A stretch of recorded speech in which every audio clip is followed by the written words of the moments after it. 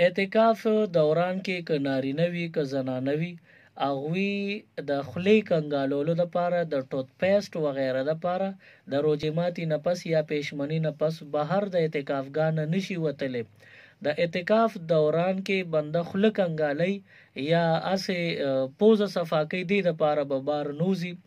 یو ډیر اهمه مسله چې نن یو ملګري دا تپوس کړی مو، اعتکاف دوران کې چاته غسل ضرورت راغی نو هغه بنده غسل له بهر خوتلی شي ځکه چې غسل په فرض دی نو دی به خامخا ځي.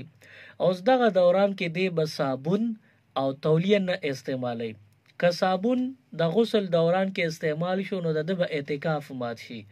یعنی د اعتکاف دوران کې چا باندې غسل لازم شو نو دوی د غسل خانه ته لاړ شي غسل دی وکي، خو هغې دپاره به دی صابون نه استعمالي. که صابون استعمال که دا د غسل په دریو فرایضو کې نه دی شامل، د دې په وجه باندې د دپاره هغه درې فرایض انجام ته رسول لازم وو، خو دا صابون پکې تولیه پکې استعمال جایز نو او د استعمال که دغه مره ټایم د اعتکاف نه غیر ضروری کار پسې بار د تیر کر دے دو جو اعتکاف مات شو. مزید اسلامک ویڈیوز دیکھنے کے لیے ہمارے یوٹیوب چینل دین اور دنیا کو ضرور سبسکرائب کریں اور بیل آئیکن ضرور پریس کریں تاکہ ہماری ہر ایک ویڈیو کی نوٹیفیکیشن آپ کو مل سکے.